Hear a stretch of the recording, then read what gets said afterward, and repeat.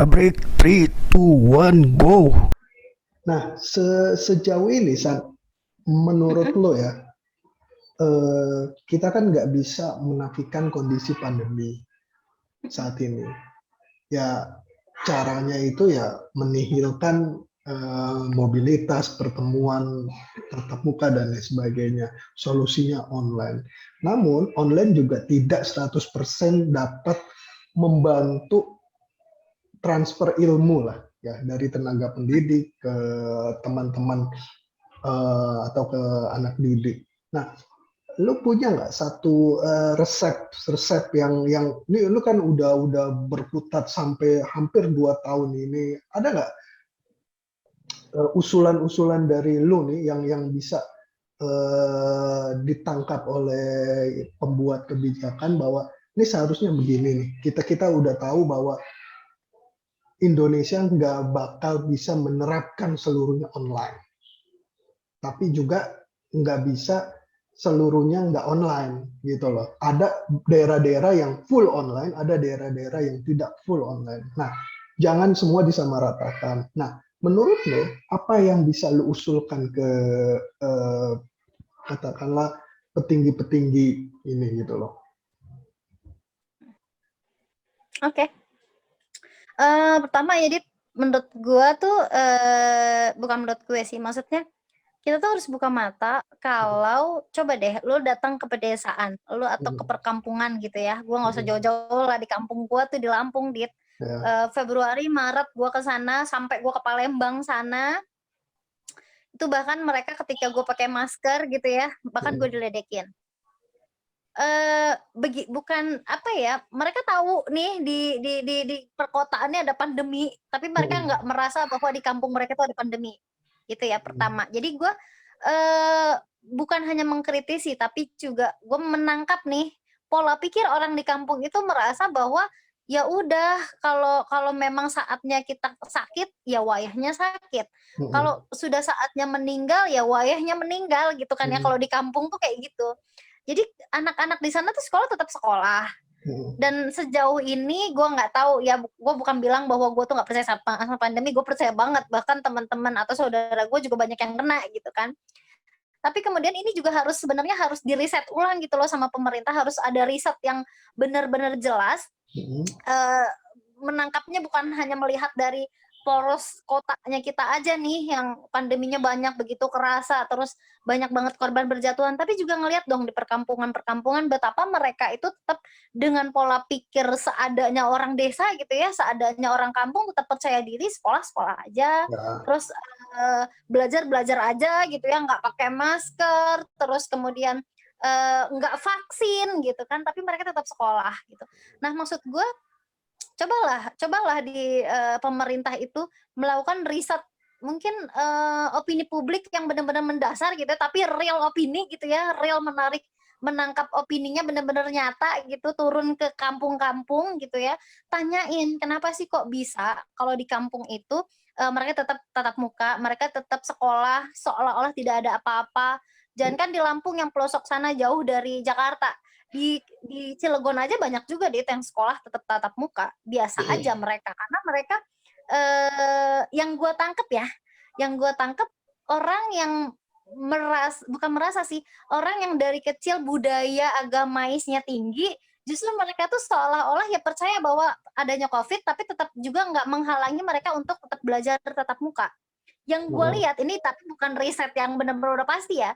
Yang gue lihat kayak Banten nih, daerah Cilegon nih, jadi Cilegon, Serang, itu kan kalau kita tarik sejarahnya kan keislamannya cukup kental gitu ya, budaya keislamannya cukup kental, sehingga mereka itu banyak yang nggak terima misalnya masjid ditutup dan sebagainya. Mereka tetap melakukan aktivitas sekolah tetap buka, masjid tetap buka gitu. Jadi gue nangkepnya, oh, orang yang kayaknya memang dari budaya kecilnya itu sudah Islamnya sudah kuat gitu ya, bukan Islamnya sudah kuat sih, tapi budaya keislamannya memang sudah dari nenek moyangnya mereka itu terjaga, sehingga mereka ketika ada pandemi ini kayaknya mengabaikan aja sih gitu.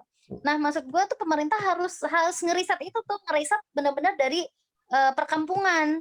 apa sih yang justru bisa kita pelajari dari pedesaan dan perkampungan sehingga mereka tuh di masa pandemi tetap sekolah, tetap melakukan ibadah-ibadah tanpa kita lihat bahwa banyaknya jatuh korban gitu ya. Realistis sih gue mikirnya, kalau misalnya ada juga misalnya yang mematahkan opini gue ini terus bilang, ya itu kan kita nggak lihat adanya jatuh korban karena COVID karena mereka nggak mau ngecek gitu ya. Tapi memang nyatanya di kampung gue nggak ada, atau memang di kampung perkampungan di Cilegon ini emang nggak ada gitu. Gue udah pernah tanya secara langsung ya, walaupun nggak secara riset akademik gitu, tapi maksud gue cobalah pemerintah tuh coba turun dan ngelihat secara langsung, kok bisa nih di perkampungan aman-aman aja, pandeminya nggak ada walaupun mereka tetap sekolah gitu. Maksud gue riset dari situ juga. Terus kemudian kalau sekarang kan tatap muka diizinkan ya, Dit, cuman nggak tahu seminggu 1 jam atau 2 jam, gue nggak ngikutin karena akhirnya gue males gitu ngikutin. Berapa ya, 2 jam ya, Dit ya? Paling lama kalau tidak salah 90 menit sih kalau SD kalau tidak salah. Pokoknya 90 menit. nggak banyak Berarti lah, nggak banyak, nggak sampai 3 jam kalau nggak salah. nah itu iya pokoknya 90 menit berarti antara 1 jam sampai 2 jam ya selama 1 minggu. Menurut gue itu nggak efektif sih, nggak efektif karena mereka tuh sekolah yang pada akhirnya ya juga cuman sekolah, habis itu ya udah main. Gue ngeliat nih di lingkungan gue nih sekarang ya, mereka tuh sekolah seneng, habis itu 1 jam nggak 1 jam pulang ke rumah harusnya tapi nggak pulang, tapi justru nongkrong dan sebagainya. Ya kalau mau sekolah full ya sekolah full aja dengan standarisasi, misalnya semua guru sudah harus vaksin, misal oke lah, gue ngikutin itu. Misalnya waktu itu semua dosen harus vaksin, gue vaksin. Terus kemudian kalau memang lakukan itu, tapi kalau dibilang 1 jam sampai 2 jam dalam seminggu misalnya ya, menurut gue itu nggak efektif sih. Jadi pemerintah tuh harus ninjau ulang nih, kira-kira kalaupun harus tatap muka dengan hanya beberapa jam itu efektif atau tidak, atau jangan-jangan malah justru bikin anak-anak habis sekolah tuh nongkrong aja gitu, berharapnya mereka langsung pulang karena jam belajarnya cuma 2 jam, mereka manfaatin ya udah kan jam 9 kita pulang atau jam 10 kita pulang, berarti nongkrongnya jauh lebih banyak. Terus belum lagi anak-anak SD gitu ya atau TK gitu kan yang benar-benar harus gimana ya, Dit, anak gue nih contohnya, anakku tuh TK, dia sekolah tatap muka, sampai gue sebagai orang tua pernah bilang sama ustazahnya gini, saya nggak apa-apa anak saya bayar lebih mahal, yang penting anak saya bisa tatap muka. Karena kenapa? Karena gue sebagai orang tua tuh punya kegelisahan tersendiri kalau misalnya anak gue tuh cuman online belajarnya, Dit. Gue walaupun dosen, gue merasa gue kurang mampu untuk ngajarin anak yang sekelas TK. Karena butuh apa ya, butuh ilmu dan stimulasi khusus untuk ngajarin anak TK, dan itu yang memang yang memang hanya dimiliki oleh tenaga pengajar yang memang mereka sudah pernah belajar apa ya, secara psikologis nanganin anak-anak TK gitu. Jadi ya gue aja nggak gue aja sebagai dosen nggak apa ya, gue nggak optimis kalau anak gue tuh bisa ngikutin belajar online. Nah jadi kalaupun mau tatap muka, ya tatap muka lah bener-bener ngikutin jam yang masuk akal lah menurut gua. Sekarang kalau kita cuma belajar SMA 1 jam, 2 jam, habis itu mereka langsung pulang. Gua nggak yakin mereka langsung pulang karena toh akhirnya mereka tuh nongkrong-nongkrong kok. Akhirnya mereka ngebentuk geng, terus nongkrong-nongkrong di pinggir jalan, ngerokok dan gak jelas gitu ya. Nah maksud gua ya kenapa nggak full aja? Cobalah berani, cobalah untuk apa namanya, apa ya, optimis gitu loh bahwa tatap muka ini insya Allah nggak akan menimbulkan pandemi yang lebih berkepanjangan asal tetap prokes gitu. Nah, Jadi ya itu sih. yang saat ini lu rasain kan sekarang ini ada dampak psikologis kepada tenaga pengajar juga anak didik. Nah, yang lu rasain sekarang ini sebagai tenaga pengajar, dampak psikologis yang lu rasain itu ditekan melaksanakan kegiatan belajar di tengah pandemi dan online tuh kayak gimana sih? Eh, lu percaya nggak kalau gue harus bilang gue juga ikutan stres? Nah, ya. Stres loh, Dit. Nah, Gue bisa bilang gue akhirnya apa ya, kan manusia itu kan harus mengaktualisasi dirinya itu kan ya. ketika ketemu banyak orang, ketika bisa mengembangkan pola pikirnya terus kemudian menelurkannya ke orang lain dan sebagainya, terus punya ekspektasi terhadap anak didiknya, punya ekspektasi terhadap dirinya sendiri bahwa keberhasilan dia mendidik mahasiswanya itu adalah tolak ukur pertama gitu ya. Sementara itu nggak gue dapetin. Jujur gue kurang puas terhadap pembelajaran online yang gue aja mengajarkannya aja nggak puas gitu ya. Apalagi mereka yang menerima gitu.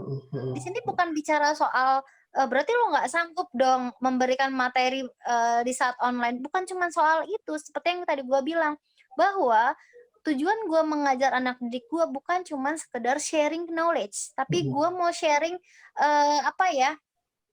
sharing emosional gitu loh, Dit. Dari kepercayaan diri, etikanya mereka, akhlaknya mereka tuh gue pengen benar-benar menuntun itu. Sementara kalau online itu susah banget, Dit. Kita tuh nggak bisa kan kalau kita mau sharing menstimulasi soal etika, sopan santun, norma itu kan kita pendekatannya lewat psikologis, nggak bisa pendekatan secara sosial aja. Kita benar-benar harus tahu secara emosional si mahasiswa ini. Sementara itu nggak bisa gue dapetin sehingga gue nggak bisa 100% dapetin sehingga gue tuh ngerasa ya gue nggak puas, gue stres. Gue termasuk dosen yang aduh kapan sih ini bisa kuliah offline karena ya gue stres merasa gagal sebagai seorang dosen gitu. Walaupun anak didik gue tetap bilang wah enak kok diajarin sama ibu dan sebagainya, tapi gue kan sebagai manusia juga punya goals tersendiri ketika gue ngajar gitu loh. Gitu intinya ya gue tetap ngerasain itu walaupun mungkin balik lagi ada juga dosen yang ngerasa senang di online karena memang menurutnya bisa ngajar dari mana aja dan sebagainya, tapi balik lagi setiap manusia punya goals tersendiri. Kemudian gue ngerasa goals gue nggak tercapai ketika gue nggak tatap muka, yaitu dari gue gitu. Tapi juga ada dosen yang ngerasa ya udah ini kita diuntungkan dengan online, kita bisa ngajar dari mana aja, bisa sambil tiduran dan sebagainya, but not for me gitu. Itu sih, Dit. Nah, kalau untuk anak didik ada nggak yang kemudian udah ngeluh, Bu, aduh saya online gini pandemi udah mulai tekanan ke pribadinya tuh tinggi banget tuh, ada nggak? Bukan lagi, Dit. Bukan lagi, itu Ibaratnya, sangat banyak. Bu jangan ini deh Bu, kalau mau belajar ya ini aja Bu yang mudah-mudah, yang gampang-gampang dan lain sebagainya. Gimana tuh? Banyak banget, Dit. Banyak banget yang kayak gitu. Banyak banget yang mereka tuh jenuh kali ya, Dit, jenuh. Jadi jenuhnya itu sudahlah belajarnya online, sudahlah kuota harus dituntut banyak, sudahlah tugasnya makin banyak. Jadi yang ada adalah kejenuhan tadi. Kalau gue boleh sharing ya, gue setiap ngecek tugas mahasiswa gitu ya, tugas gue biasanya ngasih tugas tuh bikin artikel, bikin jurnal, publikasi dan sebagainya. Itu tuh kebanyakan hanya nyomot di Google. Karena kenapa? Sudah pusing, Dit. Sudah pusing, terlalu banyak tugas, terlalu banyak yang mereka harus tahu, sementara kita sebagai dosen ngasih tutorial yang gak optimal. Ya, terus kemudian yang dikasih hanya tugas-tugas itu lah nyomot-nyomot aja. Pada akhirnya nggak ada keilmuan yang bertambah, bukannya kognitif yang mereka dapat secara full. Akhirnya mereka malah menciderai dunia akademis itu sendiri dengan cara plagiarisme kan gitu. Obrak-abrik, closing the door.